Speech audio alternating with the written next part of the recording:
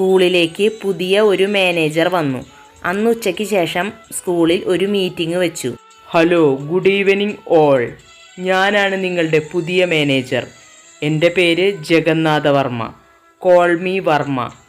ഈ ജീവൻ ജ്യോതി സ്കൂൾ എൻ്റെ സാർ ഏറ്റെടുത്തിരിക്കുകയാണ്.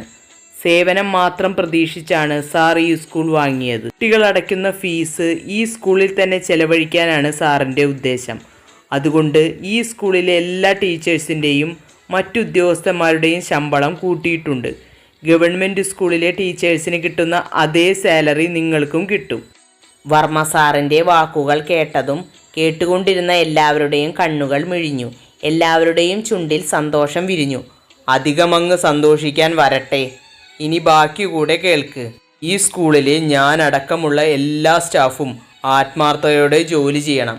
എന്തെങ്കിലും ഒരു ചെറിയ പിഴവ് നിങ്ങളുടെ ഭാഗത്തു നിന്നും ഉണ്ടായാൽ ആ നിമിഷം നിങ്ങളെ പിരിച്ചുവിടാനുള്ള എല്ലാ അധികാരവും സാറിനുണ്ട്. പിന്നെ മറ്റൊരു കാര്യം കൂടി പറയാം. എൻ്റെ സാർ ഒരു എഗ്രിമെൻ്റ് വെക്കുന്നുണ്ട്. 2 വർഷം ഇവിടെ ജോലി ചെയ്യണം. അതിനിടയ്ക്ക് എന്ത് കാരണം കൊണ്ടായാലും ജോലി ഉപേക്ഷിക്കാനോ മാറിപ്പോകാനോ സാറ് സമ്മതിക്കില്ല. സാറായിട്ട് പിരിച്ചുവിടുന്നവർക്ക് മാത്രമേ ഇവിടെ നിന്നും പോകാൻ കഴിയൂ. സ്വന്തം ഇഷ്ടപ്രകാരമാണ് പോകുന്നതെങ്കിൽ ഭീമമായ തുക സ്കൂളിൽ കെട്ടിവെക്കേണ്ടി വരും. ഇതിന് സമ്മതമുള്ളവർ മാത്രം എഗ്രിമെൻ്റ് സൈൻ ചെയ്ത് ജോലിയിൽ തുടരുക.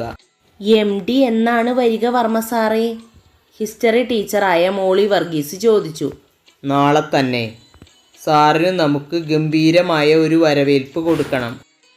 പ്രൈവറ്റ് CBSE സ്കൂളിലെ സ്റ്റാഫുകൾക്ക് ഗവൺമെൻറ് ടീച്ചേഴ്സിൻ്റെ സാലറി കൊടുക്കാൻ മനസ്സ് കാണിക്കുന്ന ആ മനുഷ്യസ്നേഹിയുടെ പേരെന്താ വർമ്മ സാറേ? മനു.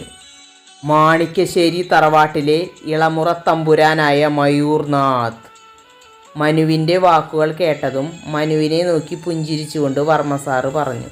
ഇത്രയും മനസാക്ഷിയുള്ള ആളുകളൊക്കെ ഇപ്പോൾ ഉണ്ടോ? എന്തിനാണാവോ സാറ് ഇങ്ങനെ ഒരു എഗ്രിമെൻ്റ് വെച്ചത്? മെറിൻ ജാനിയോടായി പറഞ്ഞു. ആർക്കറിയാം, ചിലപ്പോൾ നമ്മളെ ഇവിടെ ഇട്ട് പണിയിപ്പിച്ച് കൊല്ലാനായിരിക്കും ഉദ്ദേശം. പണിയെടുത്ത് തോറ്റു ജോലി രാജിവെച്ച് പോകാതിരിക്കാനായിരിക്കും എഗ്രിമെൻ്റ് വെച്ചത്. ജാനി, ജോലി എന്ന് പറയുമ്പോൾ പിള്ളേരെ പഠിപ്പിക്കാനല്ലേ? ചിലപ്പോൾ സ്പെഷ്യൽ ക്ലാസ് എടുപ്പിക്കുമായിരിക്കും. അല്ലാതെ നമ്മളെ കൊണ്ട് എന്ത് ജോലി ചെയ്യിപ്പിക്കാനാ? ഏതായാലും ശമ്പളത്തെ പറ്റി ചിന്തിക്കുമ്പോൾ തന്നെ മനസ്സിനൊരു കുളിരാണ്. പിന്നെ ഒരു കാര്യം കൂടി, ഇത് ഒരു CBSE സ്കൂളാണെങ്കിലും മലയാളത്തിനും തുല്യ പ്രാധാന്യം കൊടുക്കണം എന്നാണ് മയൂർ സാറിൻ്റെ താല്പര്യം. വർമ്മ സാറ് ശ്രീറാമിനെ നോക്കിക്കൊണ്ട് പറഞ്ഞു. അതിനു മറുപടി എന്നോണം ശ്രീറാം വർമ്മയെ നോക്കി പുഞ്ചിരിച്ചു. അതേതായാലും നന്നായി. ഇനി ചില മദാമ്മമാരുടെ ഇംഗ്ലീഷ് കേട്ട് മടുക്കണ്ടല്ലോ.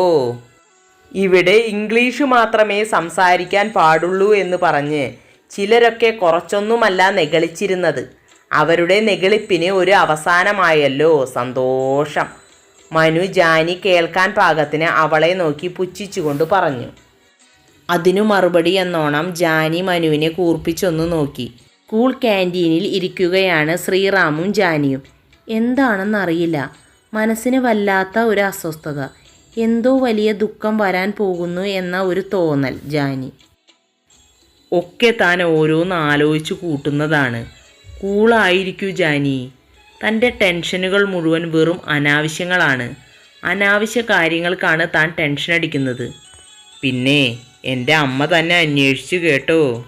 അമ്മയോടൊക്കെ എന്നെപ്പറ്റി പറഞ്ഞോ? പിന്നെ പറയാതെ. ഞാൻ എല്ലാ കാര്യങ്ങളും എൻ്റെ അമ്മയോട് പറയും. തന്നെ പറ്റിയും തമ്പുരുമോളെ പറ്റിയുമൊക്കെ അമ്മയ്ക്ക് നന്നായി അറിയാം. അടുത്ത ആഴ്ച അമ്മ ഇങ്ങോട്ട് വരും. കുറച്ചുനാൾ എൻ്റെ കൂടെ നിൽക്കാൻ വരുന്നതാണ്. അതുമാത്രവുമല്ല, തന്നെ കാണാൻ കൂടിയാണ് എൻ്റെ അമ്മ വരുന്നത്. എന്തിനാ കുറച്ച് നാളത്തേക്കാക്കുന്നത്? സ്ഥിരമായി അമ്മയെ ഇവിടെ നിർത്തിക്കൂടെ? നാട്ടിൽ വേറെ ആരുമില്ലല്ലോ. പിന്നെ എന്തിനാണ് അമ്മയെ അവിടെ തനിച്ച് നിർത്തുന്നത്? അച്ഛൻ മരിച്ച മണ്ണ് വിട്ട് വേറെ എവിടെ പോയി നിൽക്കാനും അമ്മയ്ക്ക് ഇഷ്ടമല്ലടോ എന്നൊക്കെ ശ്രീറാം സംസാരിച്ച് തീരും മുമ്പേ, ജാനകി ടീച്ചറേ, ടീച്ചർക്കൊരു വിസിറ്ററുണ്ട്. പിയൂണിൻ്റെ ശബ്ദം കേട്ടതും അവർ രണ്ടുപേരും അങ്ങോട്ട് നോക്കി.